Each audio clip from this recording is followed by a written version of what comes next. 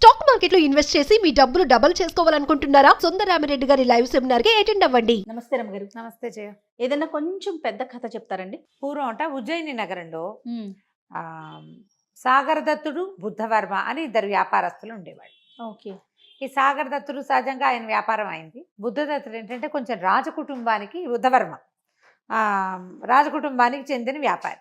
Okay. ఈ సాగర్ దత్తుడు సముద్రం మీద వ్యాపారం చేసేవాడు. ముందు ఏదో మగపిల్లలు ఉన్నారు. ఈయన ప్రయాణం అవుతున్నప్పుడు వాళ్ళ ఆవిడ భార్య అప్పుడే నెల తప్పింది, ప్రయాణం అయిపోయాడు. అయితే సముద్ర మధ్యలో కొన్ని పడవలు ఒక చోట ఆపుకుని కలుసుకుంటారు కదా, ఆ కలుసుకున్నప్పుడు బుద్ధవర్మని కలుసుకున్నాడు. ఓకే. అప్పుడు ఏదో ఒక మాటల సందర్భంలో నీకెంత ఉంది, నాకెంత ఉంది, నువ్వెంత నేనెంత అని డిస్కషన్ పెట్టి నీకు నాకు ఆడపిల్ల మగపిల్లాడు పుడితే మన పిల్లలకి పెళ్ళిళ్ళు చేద్దామని చెప్పుకున్నారు. అప్పుడే డిసైడ్ ఆ చేసేసుకున్నారు. పట్ల అలాగే జరిగే పిచ్చి రోజులు కదా, మాట్లాడుకున్నారు. బాగానే ఉంది.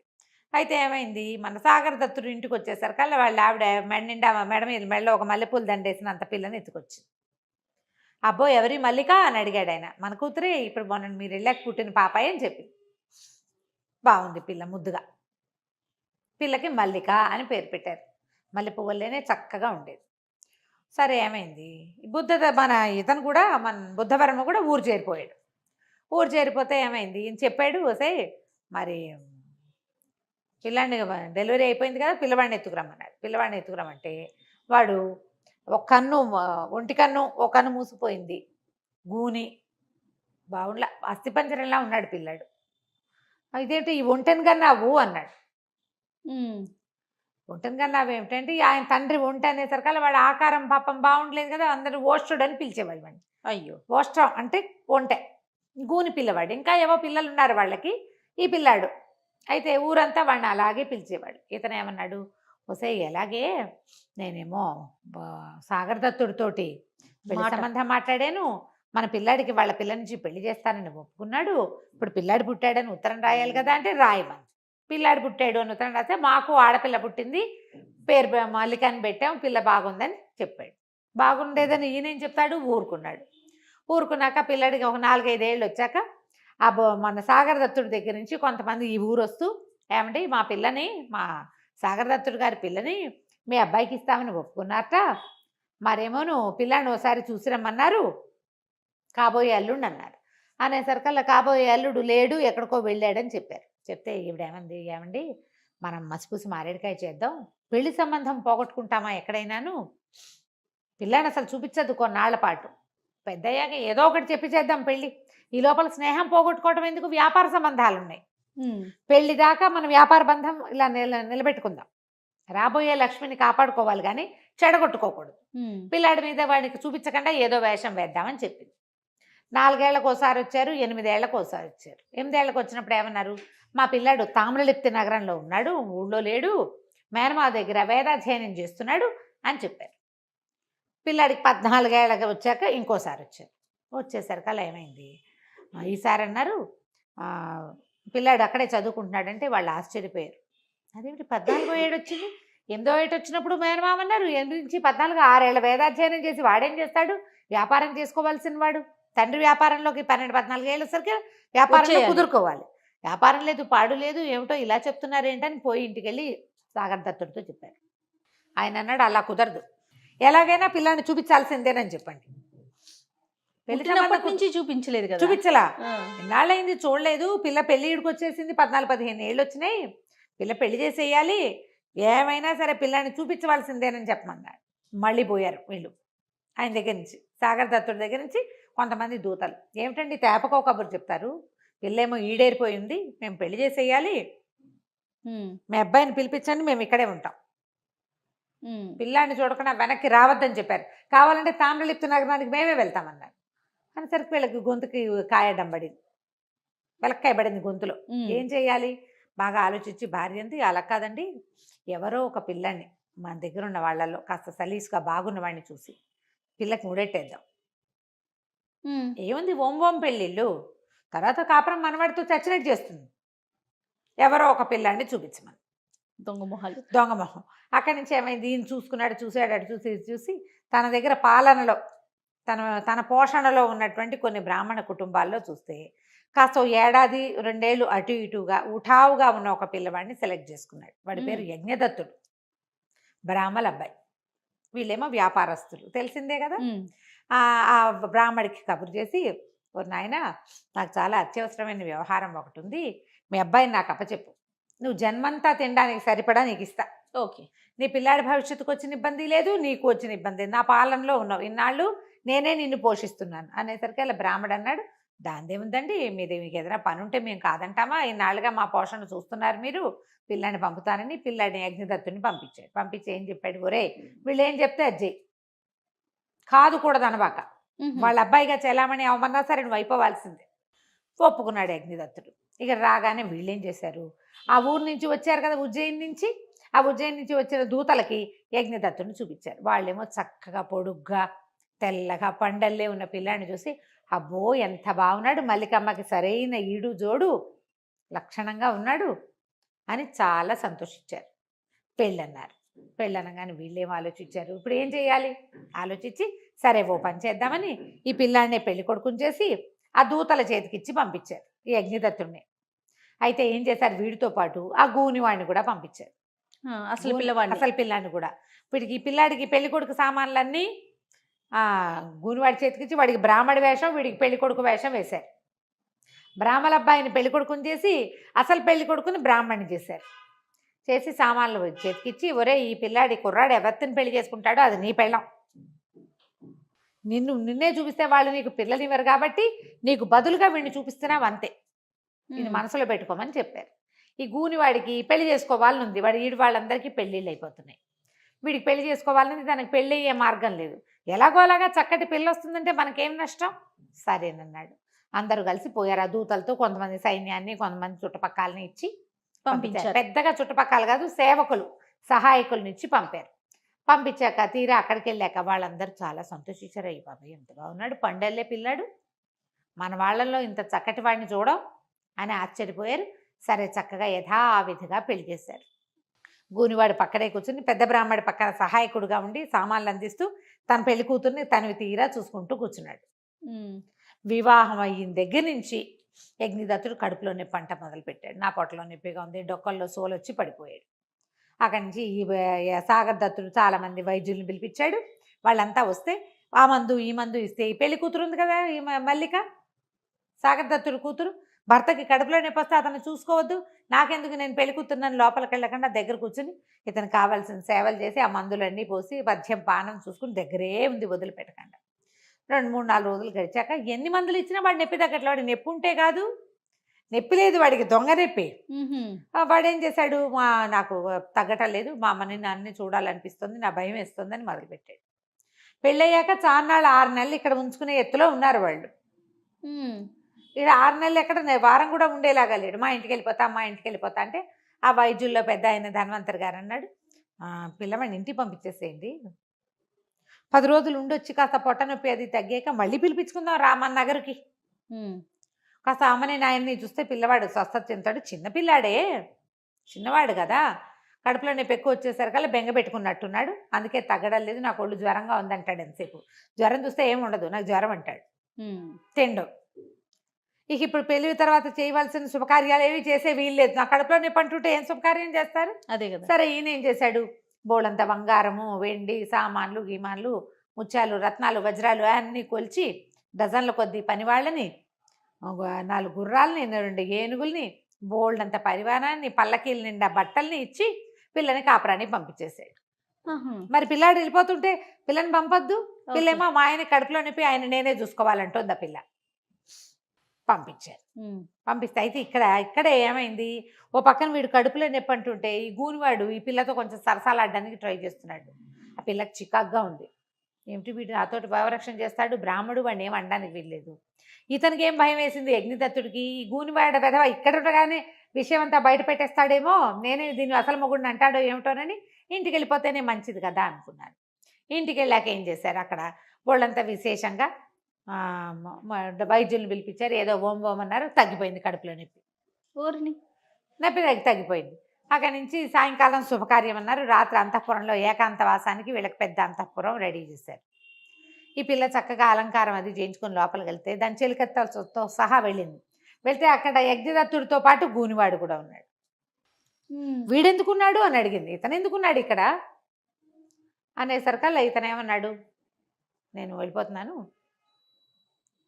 అని చెప్పి గబగబా నడిచి వెళ్ళిపోతుంటే అమ్మాయి తలిపి, అదేమిటి నన్ను వదిలిపెట్టి వెళ్ళిపోతామేమిటి, అసలు ఏం జరుగుతోంది ఇక్కడ. ఈ లోపల ఏమైంది, ఈ అబ్బాయి కడుపులో నొప్పి తగ్గిందంటే వాళ్ళ నాన్న అందరికీ దానాలు ధర్మాలు చేసి అల్లుడు స్వస్థత చెందాడు, ఏం భయం లేదని వాళ్ళు. ఇక్కడ పెళ్లి కుమారుడికి రాజకుమారుడికి పెళ్ళి అయిపోయిందని ఊరంతా తాగి తందనాలు ఆడుకుంటున్నారు. ఇక్కడ 3-4 రోజులు బోళ్ళు ఉత్సవాలు కూడా జరిగినాయి. అందరూ గందరగోళంగా ఉన్నారు. ఈ పిల్ల ఇతను వెంట పడింది యజ్ఞదత్తుడి వెనకాల. అదేమిటి నన్ను వదిలిపెట్టి వెళ్ళిపోతావంటే, నేనేం చేయను, నీ ప్రారంధ కర్మ, నేను చేయగలిగేది ఏమీ లేదు, నీకు భగవంతుడు ఇచ్చిన భర్త వాడేను, నీ జీవితాన్ని ఏదో ఒకటి చేసుకో, నేనేం చేయలేను, నాకు ఇది తప్పనిసరిగా ఈ పని చేశానని పరిగెత్తుకుంటూ వెళ్ళిపోయాడు. వెళ్ళేసరికల్లా గూనివాడు ఈ పిల్ల వెంట పడిపోయాడు. ఆ పిల్ల ఏం చేస్తే ఒక్క తోపు తోసింది. తోసేసరికల్లా వీడు మంచానికి అవతల పడ్డాడు. ఈ చెలికత్తెలు, ఈ అమ్మాయి చెలికత్తెలు తెల్లబోయి చూస్తుండగానే వాడికి స్నేహ సేవకులు వచ్చారు. వాడి సేవ చేసుకునే లోపల ఈ పిల్ల పరుగులు పెడుతూ వాడి వెనకాల పరిగెత్తుకుంటూ యజ్ఞదత్తుడి వెనకాల వెళ్తే అంతఃపురంలో అన్ని చోట్ల దాసదాసి గణమంతా శుభ్రంగా తినేసి తాగేసి తందనాలు ఆడుకుంటూ ఉన్నారు. ఊరంతా మత్తులో జూగుతోంది. వీళ్ళ నగరంతా వీళ్ళ చిన్న జమీ లాంటిది అనమాట. పరిగెత్తి ఎవరో వెళ్తుంటే అతనేననుకుని అటువైపు పరిగెత్తి కనపడలే. అయితే అక్కడ ఈ జనాలంతా తాగేసి ఉన్నారు కదా. ఒక కాపాలికుడు, ఒక ఆయన బోల్డని సామాన్లన్నీ చుట్టుపక్కల పెట్టుకుని తాగేసి పడిపోయినాడు. ఈ అమ్మాయి అటు ఇటు చూసి ఏం చేసింది, గబగబా తన నగలన్నీ మూటకట్టేసింది. పైన ఇట్లా ఉత్తరీయము అవి బోల్డని ఉంటాయి కదా, ఇలా మేలు ముసుగు, ఆ ముసుగులో మూటకట్టి రొంటిని పెట్టుకుని ఆ కాపాలికుడి బట్టల్లోంచి 2 కాపాలిక వస్త్రాలంటే ఎర్రటి బట్టలు, తర్వాత తల మీద కట్టుకునే ఒక ఎర్రగుడ్డ తీసుకుని చకచక కాపాలిక వేషం వేసేసుకుంది.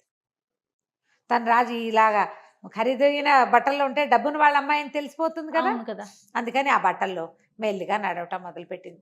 రాత్రి సాయంకాలం చక్కగా సుష్టుగా భోజనం చేసింది. ఇప్పుడు బెంగతోటి నిద్ర రావట్లా, ఏడుపు వచ్చేస్తుంది. మొగుడిని వెతుక్కుంటుంది. మరి ఇంకేం చేస్తుంది, వాడు వివాహం అయింది, కొద్ది రోజులు కలిసే ఉన్నారు, వీడే తన భర్తని ఫిక్స్ అయ్యింది. ఇప్పుడు ఎవడో గూనివాడితో ఉండమంటే ఎలా ఉంటుంది.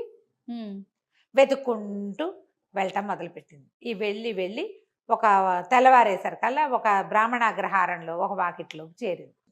నుంచుంటే ఆ బ్రాహ్మణాడు ఓ గొణుకుని తిట్టుకుంటుంది, బుద్ధవర్మ నీకు బుద్ధి లేదు, నీలాంటి దౌర్భాగ్యుడు నువ్వే అంటుంటే ఈ అమ్మాయి అడిగింది, ఎందుకమ్మా అలా మహానుభావుడిని అంత మాట అంటున్నావని. మహానుభావుడు ఏమిటి, వాడి బోందా, ఒంటలాగా ఉండే కొడుక్కి పెళ్లి చేయటం కోసం పాప బ్రాహ్మణ కుర్రాన్ని తీసుకెళ్ళి పెళ్లి చేయించుకొచ్చాడు అంటే ఈ లోపల టమ్ముకు వినపడింది.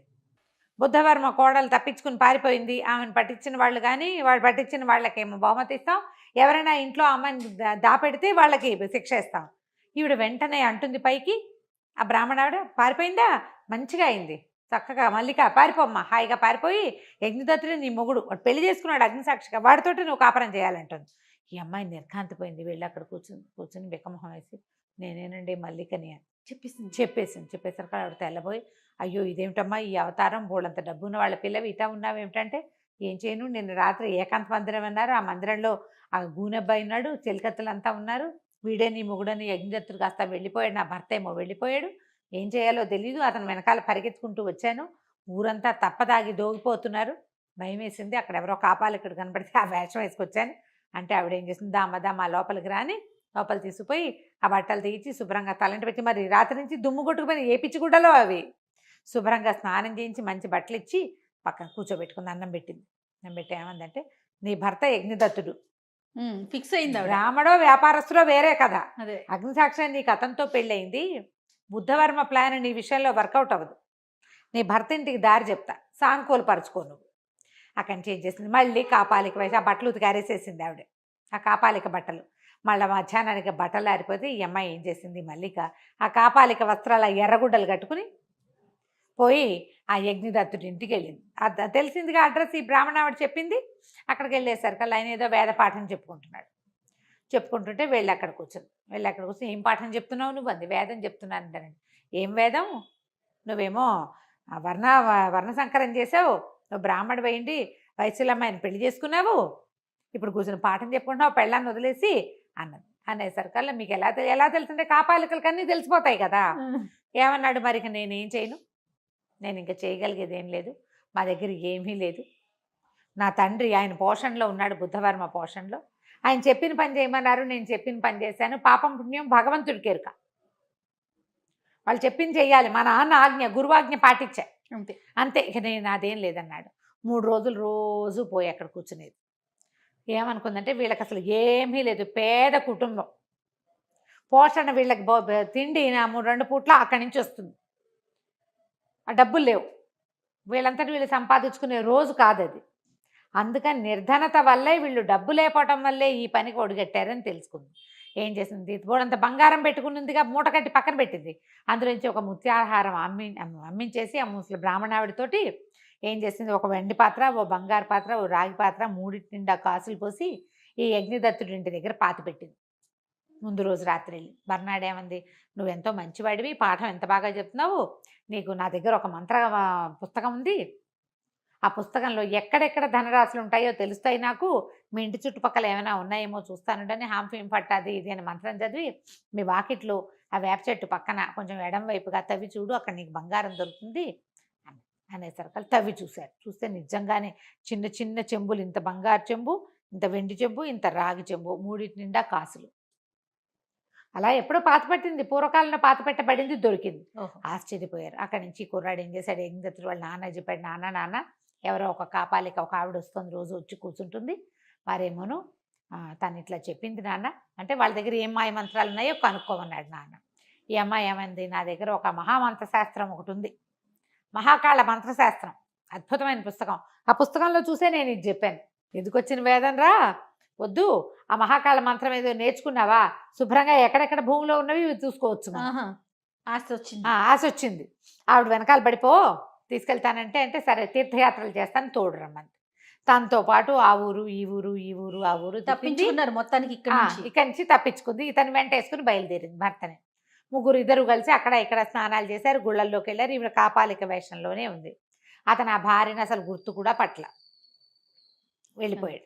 వెళ్ళాక ఏం చేసింది, ఉజ్జయిని నగరానికి చేరి ఏమంది, ఇది ఉజ్జయిని నగరం, నువ్వు ఇక్కడ మహామోసం చేసావు, వాళ్ళ గనక తెలిస్తే నిన్ను చంపేస్తారు, నువ్వు ఇక్కడే ఉండని ఓ చోట ఆయన్ని కూర్చోబెట్టి ఆ కాపాలిక వేషంతో తన తండ్రి గారింటికి మన సాగర్ దత్తుడి ఇంటికి పోయింది. ఇంటికి వెళ్ళేసరికల్లా వాకిట్లో భవతి భిక్షాందేహ అంటే ఓ దాసిది భిక్ష చేయడానికి వెళ్ళి రాయిగారు అమ్మాయిని గుర్తుపట్టేసి ఆ కాపాలిక వేషంలో ఉంది కదా ఈ మల్లిక, లబో దిబోమని ఏడ్చుకుంటూ పోయి, ఇంకేముంది ఆ అబ్బాయి ఏం చేశాడో, మన పిల్లని కాపాలిక అయిపోయింది, ఇంకేముంది ఇంకా భిక్ష ఎత్తుకుంటోంది, మన వాకిట్లోకే వచ్చింది చూడమ్మా అని యజమానురాల దగ్గరికి వెళ్ళి నెత్తి కొట్టుకుంటూ ఏడ్చింది. ఆవిడ పరిగెత్తుకుంటూ వచ్చింది బయటికి. వచ్చి నీ దుంప దగ్గర నీకేం పోయే కాలమే, ఇట్లాంటి గుడ్డలు తొడిగావు, మంచి పిల్లాన్ని ఇచ్చి పెళ్లి చేశాం కదా అంటే, అది చేసావులే పెళ్ళి, పద నన్ను లోపల తీసుకెళ్ళు అంటే తల్లి కూతురు లోపలికి వెళ్ళారు. శుభ్రంగా స్నానం పానం చేసి అన్నం తిని ఆ అమ్మాయి ఏం చెప్పిందంటే, ఇదిగో ఇది జరిగింది, బుద్ధవర్మ మిమ్మల్ని మోసం చేశాడు, అతను బ్రాహ్మణుడు, ఫలానా గుళ్ళో ఉన్నాడు అని చెప్పింది. సరే తండ్రి ఏమనుకున్నాడు, పోని బుద్ధవర్మ కాకపోతే పీడా పోయిరి, నలుగురు ముందు పెళ్లి చేసిన పిల్లాడితో ఉండాలి మన పిల్ల, దానితోటేమో మరి యజ్ఞం చేసి పెళ్లి చేసుకున్నారు, మరి అగ్నిహోత్రం సాక్షిగా వివాహం చేసుకున్నప్పుడు ఏ కులం అయితే ఏమిటి, ఏ జాతి అయితే ఏమిటి, పిల్ల పెళ్లి వారితో జరిగింది కాబట్టి అతనితో ఉండాల్సిందే శాస్త్రం ప్రకారం. అక్కడి నుంచి పంపించాడు ఆ అబ్బాయిని తీసుకురమ్మని. వీళ్ళు పోయి అక్కడికి వెళ్ళి ఆ అబ్బాయిని పద మా పిల్లని తీసుకెళ్ళి అన్యాయం చేసావు అని లాక్కొచ్చారు నవ్వుతూనే. ఇతను బికమొహం వేసుకుని ఇంటికి వచ్చాడు. వచ్చిన తర్వాత ఆయన యజ్ఞదత్తుని అన్నీ కనుక్కున్నాడు, ఏం జరిగింది, ఏం చేసావు, ఎందుకు చెందావు అని. నాయన మా పిల్ల నీ కోసం కాపాలిక వేషం అయితే ఆ ఊర్లన్నీ నడిచి తిరిగి ఇంటికి వచ్చింది, ఇంకో రకంగా చేస్తే బుద్ధవర్మకు తెలిసిపోయేది, రాజుగారి ద్వారా నేను కబురు చేస్తాను, ఇంకో రకంగా అయితే తెలిసేది, అతను ఏం చేసేవాడో వీళ్ళని బయటికి రహస్యం బయటపడకుండా చంపేసినా చంపేయచ్చు, ఇంతకు తెగించిన వాళ్ళు అది తెగించరా. అవును. అక్కడి నుంచి రాజుగారి దగ్గరికి తీసుకుపోయారు ఇద్దరిని, పిల్లాడిని. ఇలా జరిగింది, బుద్ధవర్మ నేను మేము ఇట్లా మాట్లాడుకున్నాం, ఆ పిల్లవాడికి ఏమో వాళ్ళ అబ్బాయి గూనిగా ఉన్నాడు, ఆ విషయం మాకు ముందే చెప్తే సరిపోయేది, ఇష్టం ఉంటే పిల్లని ఇచ్చేవాడిని, లేకపోతే లేదు.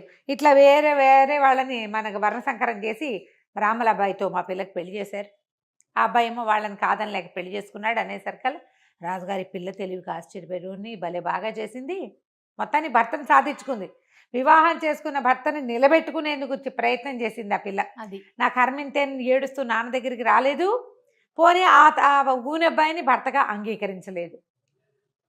భగవంతుడికి విలువ ఇచ్చింది, భగవంతుడు ఇచ్చిన బాంధవ్యానికి విలువ ఇచ్చి అతను వెనకాలబడి ఇన్ని రోజులు నడిచి మళ్ళీ పుట్టింటికి చేరిందని.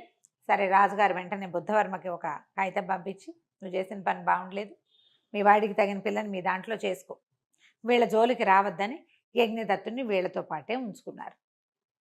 హాయిగా సుఖంగా ఉన్నారు మల్లిక యజ్ఞదత్తుడు. అతను తన బ్రాహ్మణ్యాన్ని వదిలిపెట్టుకోలేదు, ఈ అమ్మాయి చక్కగా భర్తని వదిలిపెట్టుకోలేదు. కథ కంచికి మనం ఇంటికి. నమస్తే. నమస్తే. సుమన్ టీవీలో మీ పర్సనల్ అండ్ బిజినెస్ ప్రమోషన్స్ కోసం కింది నెంబర్కి కాంటాక్ట్ చేయండి.